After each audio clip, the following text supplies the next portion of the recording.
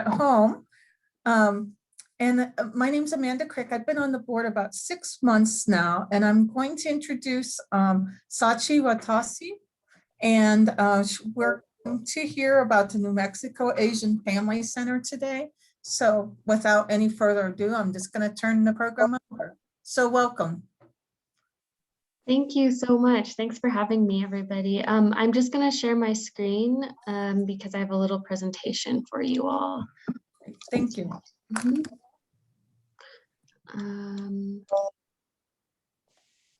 Can you all see that? Okay, great. Okay, so yeah, my name is Sachi Watase. I'm the executive director of the New Mexico Asian Family Center. I started just about 7 months ago, so I'm pretty new still, and I'm definitely in a learning curve, but it's been an amazing experience so far, and I've really been enjoying working with the Asian Family Center and our team. So this is what I'll go over today. I'm just going to move this. I'll be going over our mission, our staff and our organizational structure, and then our 2 main programs, which are our direct service program and our other community engagement programs. And then I'll talk about our principles and theory of change, and I'll end with a summary and our future goals. So that is the plan. And please stop me if you have any questions along the way, and of course I'll leave time at the end for questions as well. So to start, we have our mission, which is we provide culturally sensitive programs and services, creating a Pan-Asian community that advocates for and supports itself. And this mission statement is pretty broad, so that we can allow for our community to really guide what we want to do and what we need to be doing for the community. So we really center the community in everything we do and their needs, especially the women and children and families most impacted by gender-based violence. So we do this because we really believe that working together and by building unity, we become stronger, and that everyone in this state deserves culturally and linguistically tailored care. So that's one of our main reasons for doing the work we do. And we do this through having all of our trained staff members who are multilingual, and our services we can provide in Mandarin, Cantonese, Vietnamese, Japanese, Urdu, Dari, and Farsi. As well as any other languages that people may need, but we'll have to use our trained community interpreters or language lines. But on staff, those are the languages we have. So the Asian Family Center was founded back in 2006 as a social service agency for victims of domestic violence.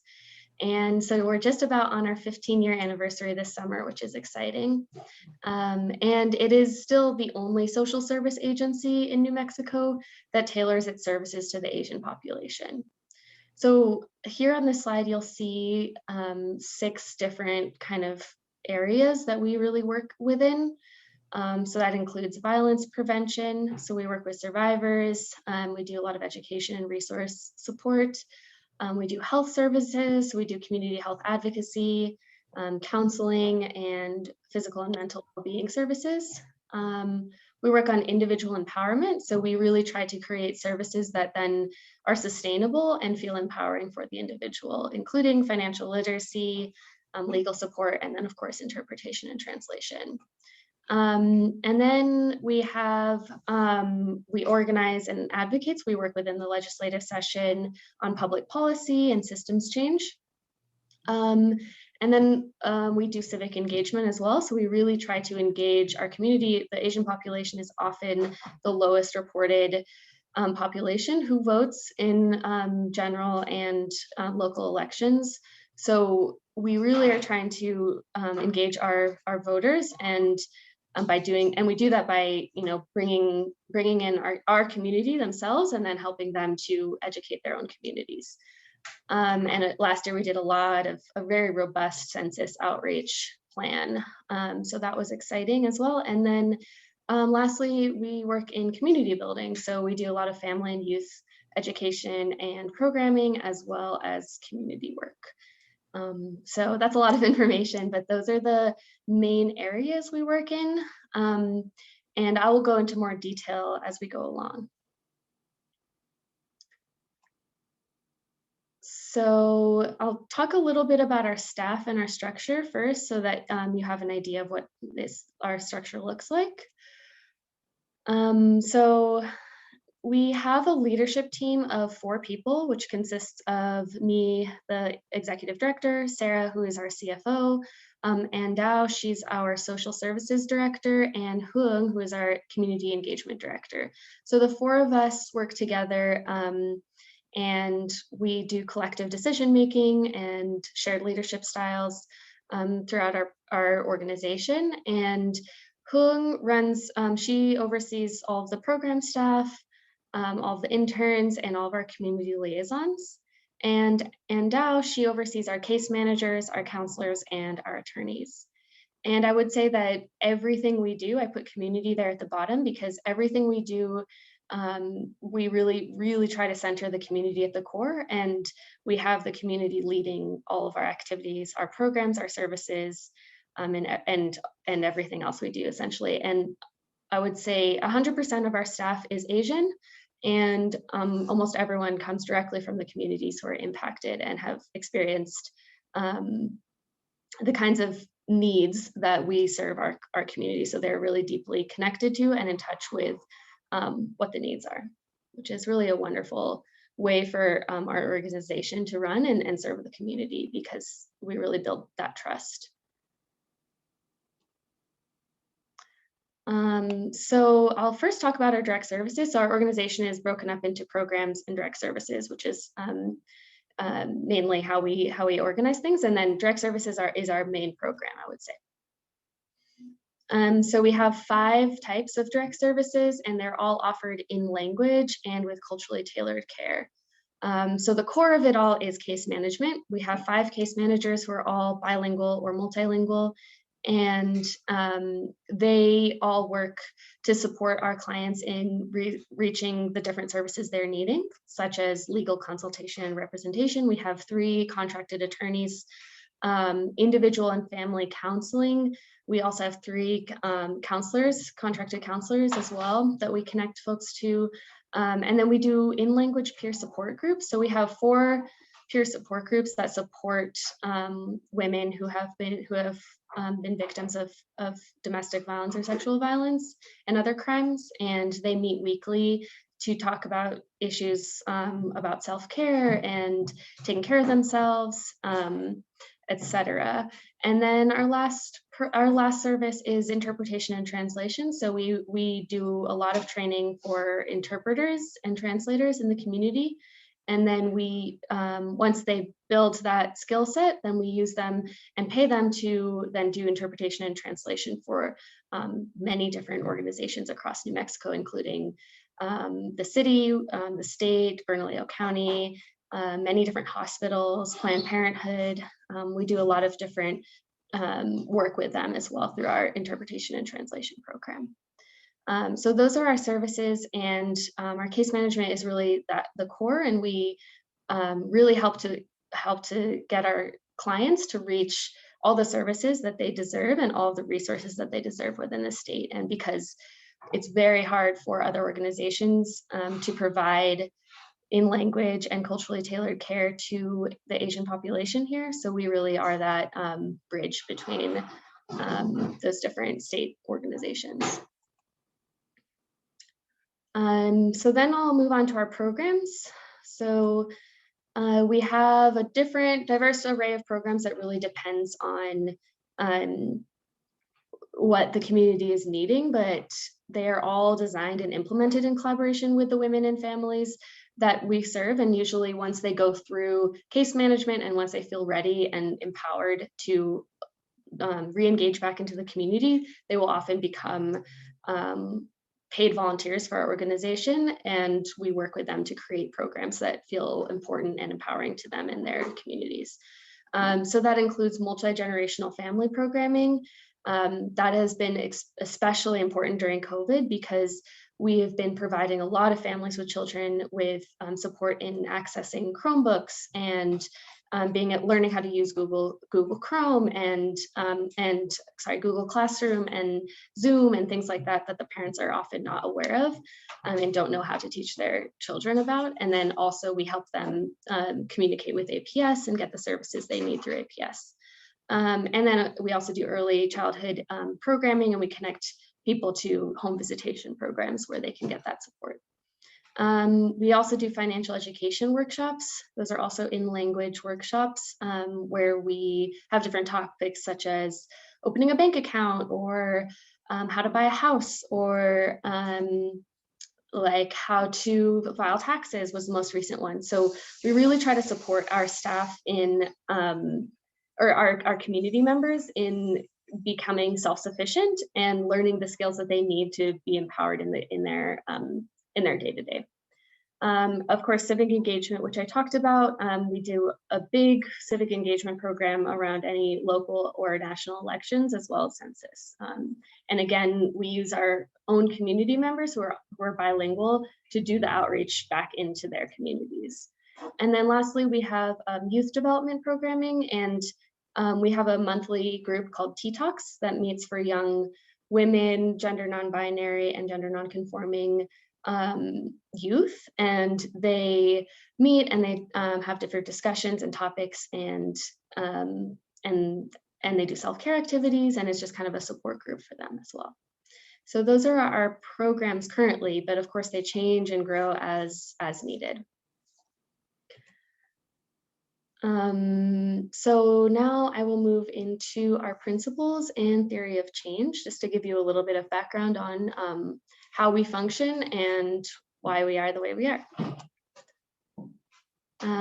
So our 5 main principles are service, relations, culture, power, and community.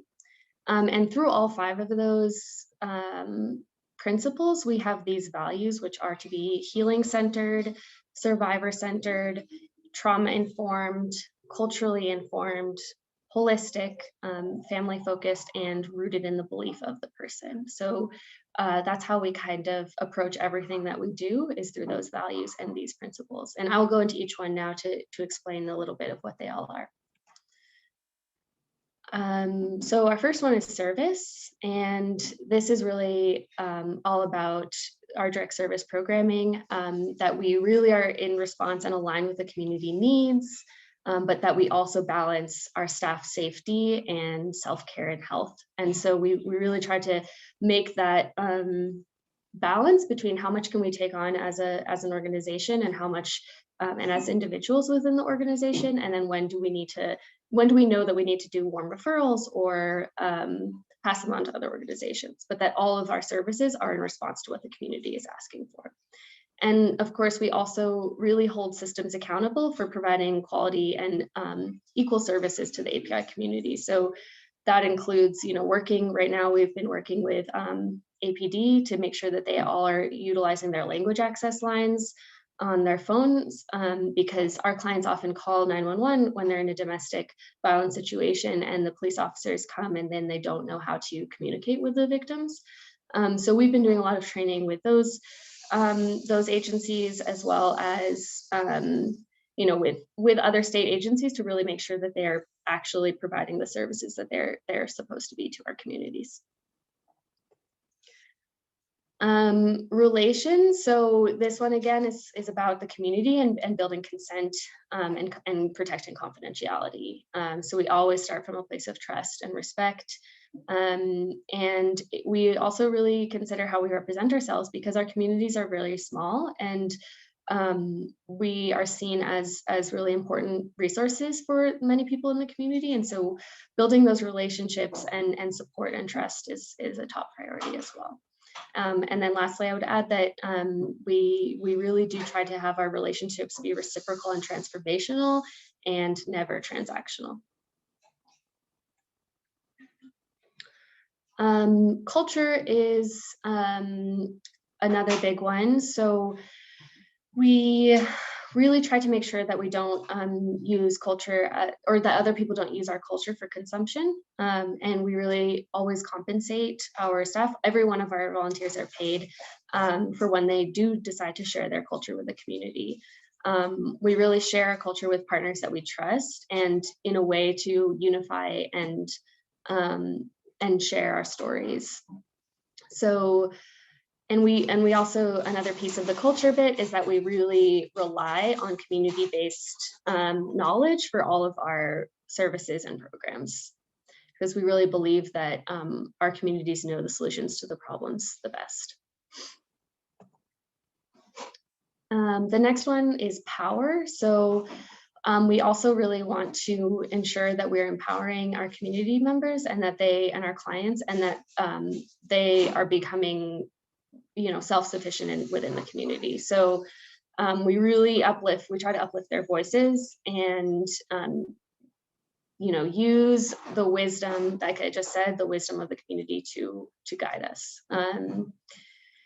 And we also do a lot of work in policy. That's also part of our civic engagement programming. So we work within, right now we're working on a language access policy that would require language access programs and plans across all state agencies. So that again is really driven by what is the main need from the community that we work with. And it is overwhelmingly language access, because people are often calling services and seeking help and unable to get it because these different state agencies don't have language access plans in place. So that is kind of where we come from with that.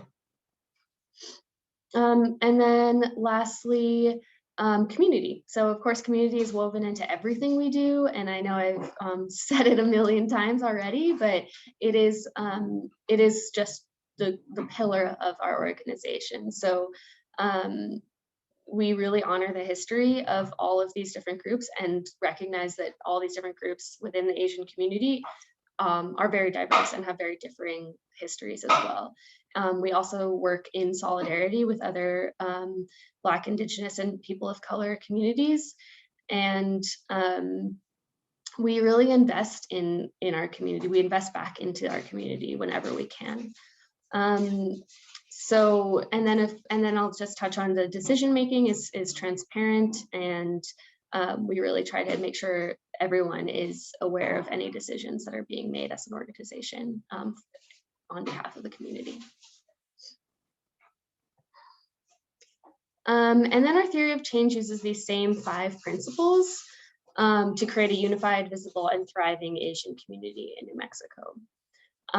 So really what we do, we see it, I kind of already explained it as a bit of a circle. So we really start with service. When people come to us, we start with service, making sure that their basic needs are being met, that they're feeling empowered, and they can heal from their trauma. Of course, all of our services are free, and we also do a lot of services in terms of providing rental assistance and mortgage assistance, utility assistance, et cetera. So once we have people come to us for those kinds of needs, we really try to make sure that they feel empowered in every part of their lives and in their families. And then we go out to the relations. So we really make sure that we believe that the solutions to these issues lie within those families themselves. And because our communities culturally are very family-centered, we can't really solve the problems without engaging in the whole family and in the community. So we really build relationships within the community. Culture, we go back to the culture because people will identify more, be able to kind of engage in the systems change when they understand it through their lens, their cultural lens as well. And then we empower those people, and we really hope that once our clients have come through the system that we have provided to them and they're feeling empowered and ready to give back, they bring power from within their communities and they bring it forward. And then we build systems change through that and programs through that.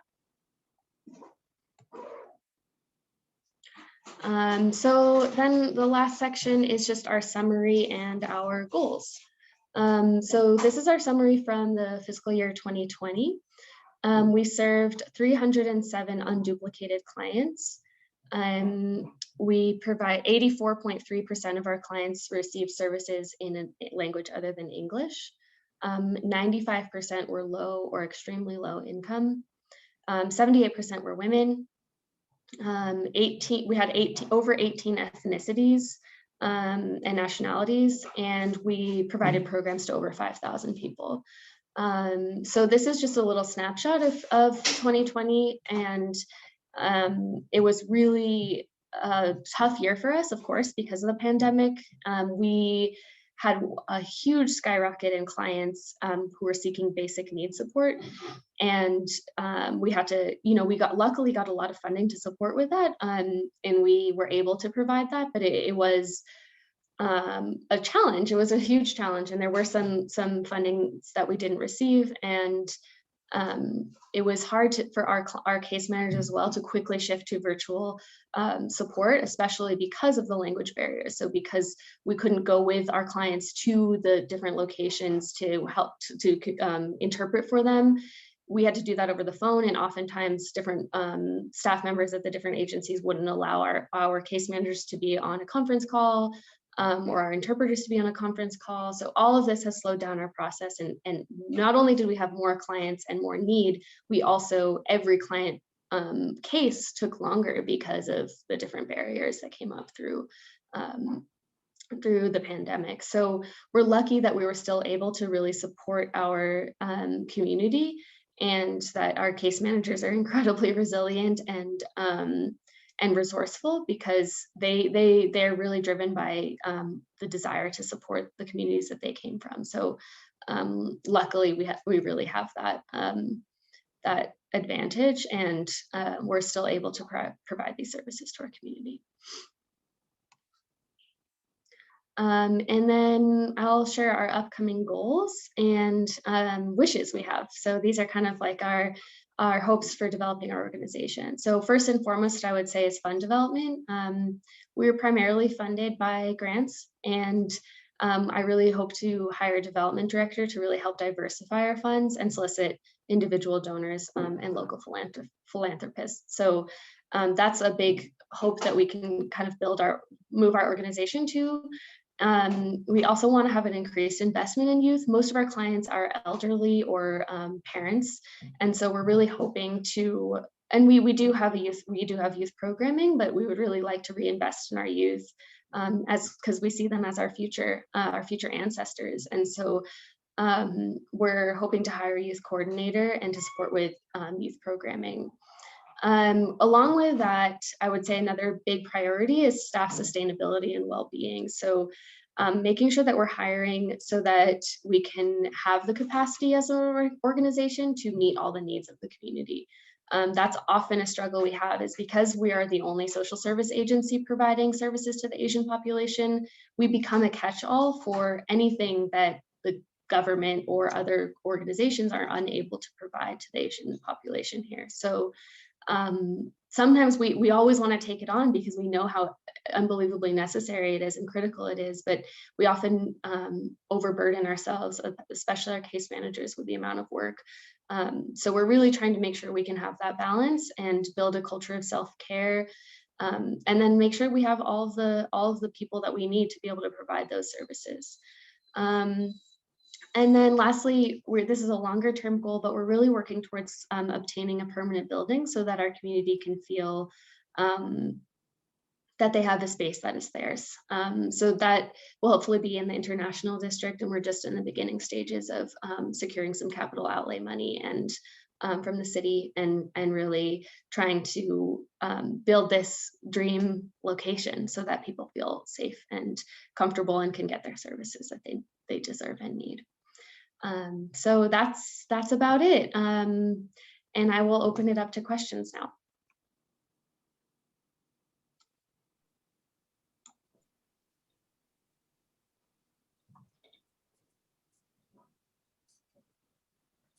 Thank you for the presentation. This is Amanda. I have just a question on that you said a lot of your population's elderly, and then you guys are sort of located up near the university. So I imagine present some challenges for you to get out to the clients. Yeah, so before the pandemic, we did a lot of support with, we would help drive clients around when we needed to.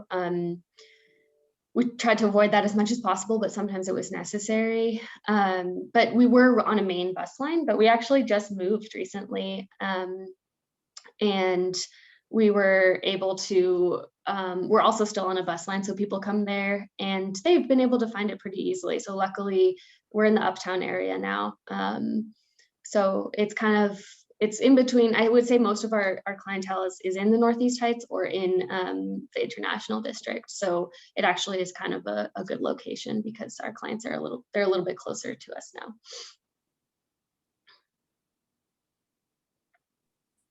Thank you. Mm-hmm. Yeah.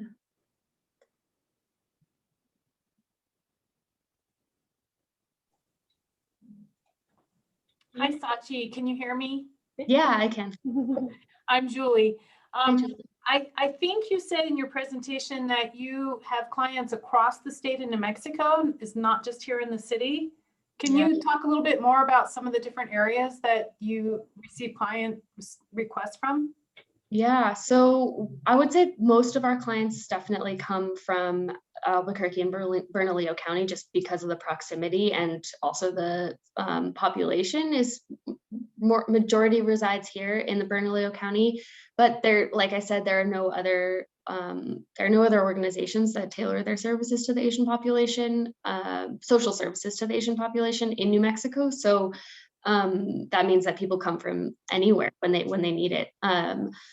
I would say, I'm trying to remember from last year what let me just pull that up. So we had clients from Espanola, Hobbs, Lovington, Clovis, Rio Rancho, and Albuquerque for last year. Okay, thank you. And thank you for the presentation. It was really good. Yeah, sure. I zoomed through it. I know I was given 45 minutes, but I just zoomed right through it.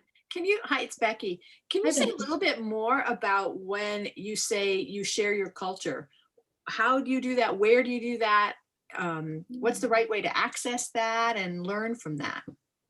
Yeah, that's a good question. I think that our organization tends to not do as much of that just because we're really focused on the social services. But I think by sharing our culture in this context, we mean sharing it in a way that guides how we do our services. So clients will say like, well, we don't feel comfortable with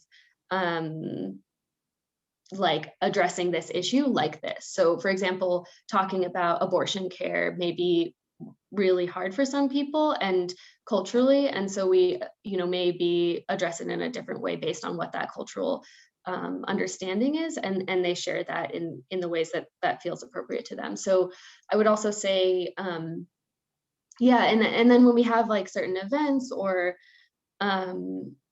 parties or things, we also really like to share food because food is a big part of our culture. And I think that's something we also do is like whenever we have events, we'll hire somebody from within our community to cook an amazing meal who's like an amazing chef. And really, it really comes from people wanting to share that rather than outsiders saying like, oh, I want to peer in on your lifestyle or how you see the world.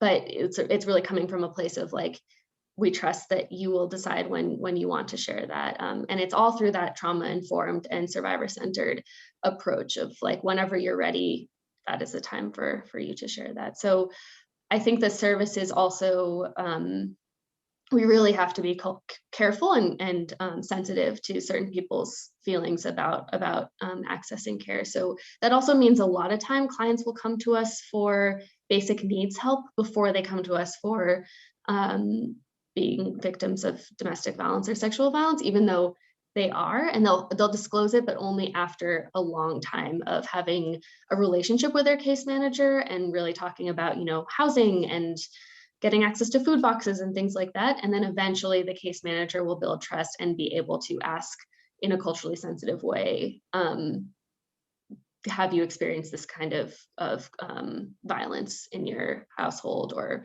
elsewhere? And then at that point they're ready. Oftentimes if we ask right off the bat, they'll just say no. And so we really try not to shame that, and really try to work with our case managers and the specific, because we work with so many different nationalities and ethnicities and cultures, like really trying to approach it, because not everyone is the same. I mean, there's a lot of different types of ways that we have to be sensitive to that. So that's what I would say around culture. We definitely do less of sharing like the more artistic or those kinds of cultural pieces. But Thank you. yeah, sure.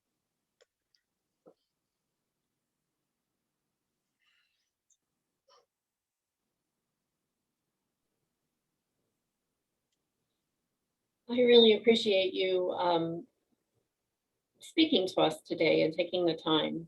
Can you talk to us a little bit about maybe what aggressions and violence that that the Asian population has faced in the last year through COVID, and what we can do to support and help them? Mm-hmm. Yeah, so that's definitely the question of the hour that a lot of people have been asking and trying to find ways to support. So I appreciate that. We have seen this kind of violence forever, honestly, and of course the language and experience of COVID has increased that, or at least increased the visibility. We're not sure, right? Because it just depends on who's coming forward. But there has been violence. I'm not sure, some of you may all be familiar, but with a kind of harassment and vandalism to different Asian restaurants across New Mexico, harassment of a UNM student. There was harassment towards an Asian police officer who was called Cadet COVID recently. And then, yeah, I think over time, we've also had a lot of our Muslim women get harassed on the buses based on their attire. And yeah, it's endless. I mean, I think there's a lot. We've also had cases of, women who are working at massage parlors or nail parlors, and clients coming in to see them and refusing to pay, or refusing, or, one of them physically assaulted one of our clients. So, it sometimes is like coded like, oh, is that violence against a woman? Is that, it's all connected, like it's racialized misogyny. And I think we've seen that, but we also, I think, have that, we also, because so many of our clients are so extremely low income and are struggling to just pay the bills and get food on the table, unfortunately, it means that a lot of them don't even have the capacity to be thinking about or coming forward with the concerns that are happening, because they're just in such desperate need of the basic needs. So that's been a huge issue as well. And people, there's also a big cultural taboo around coming forward and asking for help and sharing when you've been harassed, because it's a sign of weakness in some cultures. So I think, yeah, it's definitely present, and it's hard to track as well. But yeah, we've been seeing that. And then for what to do for support, I think, yeah, I guess I don't know that there's necessarily an answer. I guess it's the biggest thing is just to educate yourselves and your communities, of course, about this kind of violence, and then definitely tapping into local support networks for the Asian population. So there's many organizations that support the Asian population here. We are the social service organization that does that. There's also an Asian business collaborative that supports small Asian businesses.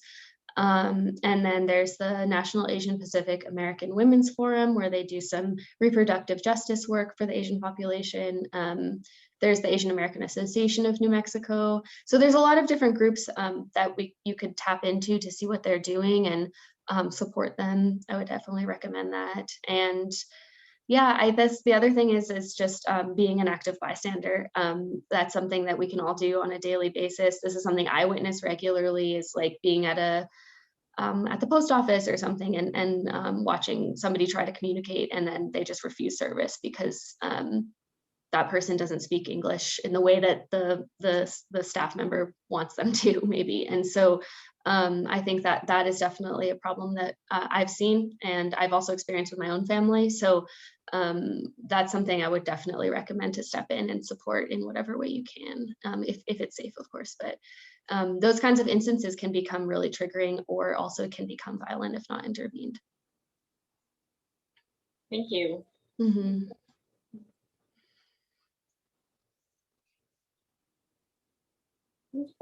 Any other questions from? Yeah, I had another one. I always have questions.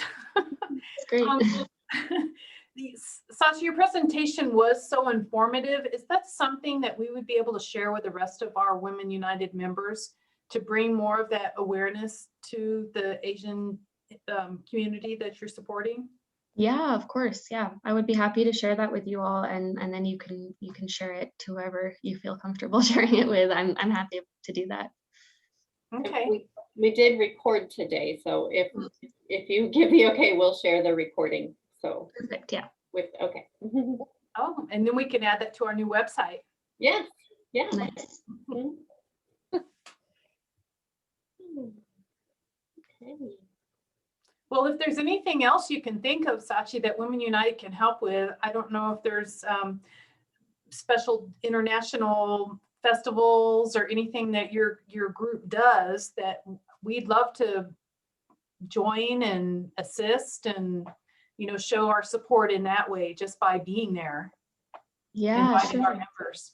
I'll definitely reach out. We have our 15th anniversary coming up in August, and I would love to invite you all to attend. It'll be virtual, but yeah, it'll be a way to kind of hear different voices from the community and celebrate, you know, all that we've accomplished in the last 15 years. So that would be a great place for people to attend and learn a little bit about the group.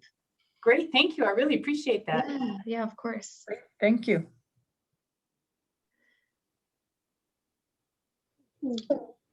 Okay. Amanda, did you want to wrap us up, or shall? Oh, sure. Okay. No, I want to thank everybody for their time, and particularly Sachi. This has been really, really informative. Yeah, of course. And please feel free to reach out. I'll put my contact information in the chat if you have any other questions or anything you want to follow up with me about. And also feel free to reach out to me if you want to be added to our mailing list, or, you know, if there's anything else that you want to share with me. Okay, great. Thank you. Yeah, thank you so much. I have a Yes. question. We often, Women United often collect things for specific groups like toiletries, other kinds of things. Is there anything that you need besides monetary support? I mean, that's always important, but are there things that you could use that we could assist with? Honestly, anything. I think we collect when people donate to us, like I think last fall we got a ton of jackets and we donated them all to our clients, and they were so appreciative, like brand new nice jackets for the winter season. Really, there's anything that comes to us, we offer it to our clients, and almost all of them, you know, a lot of them are really grateful and take it. So clothes, especially like good quality new clothes for children, giving our clients those opportunities is huge. We often support a lot of survivors when they are leaving their abuser in moving to a new home. And so getting just like basic equipment, we often pay for that, but it would of course be wonderful if we got those donations, like, you know, kitchen plates or, you know, cutlery, things like that. Furniture items, basic furniture items. We've definitely supported a lot of clients in building a new home for themselves and their children. So it could be a whole range. We don't really have a specific donation set up, but as things come, we can always have that conversation and reach out. I can reach out to our case managers to see what their clients are specifically needing, and then go from there. But yeah, we don't usually just collect a lot of items, but we do, if they come to us, we'll definitely redistribute it to our communities. Okay, thank you. Yeah, thanks for that question. That's great.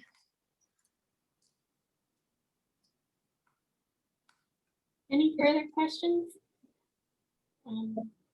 If not, I just want to thank you all for coming.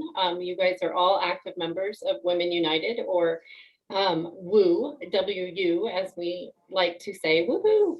And would like to also let you know about the Women United Fund. If you don't already give, it is a fund that helps lift women up and build self-sufficiency for women. And if you wanted to donate to that, please contact me. And we do have a giving circle starting at $250 annual gift to Women United. You get to be a member of the giving circle, and we have a few special events just for those members, and a tote bag, which is, yes, Becky is modeling the tote bag for you, and we have a mug too. So we would love for you to join us. Yes, and that is it. We get 15 minutes back to our afternoon. So I hope you guys all have a lovely weekend. And Sachi, again, thank you so much. It was wonderful to hear about all the amazing work you guys are doing. Yeah, thank you for listening and for having me. I appreciate it. Okay. Thank you again. Thank you. Thank you all so much. Thank you. Thank you. Bye, everybody.